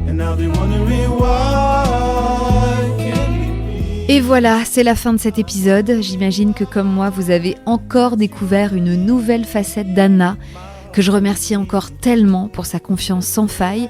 Et je sais que son témoignage fera un bien fou à beaucoup d'entre vous. Nous, on se retrouve lundi prochain pour un nouvel épisode. D'ici là, vous pouvez nous mettre des étoiles sur Apple Podcast, ça nous aide énormément. Ou nous retrouver sur Instagram sur le compte bliss.stories. Allez, je vous embrasse, prenez soin de vous. Et puis bien sûr, long live the bliss.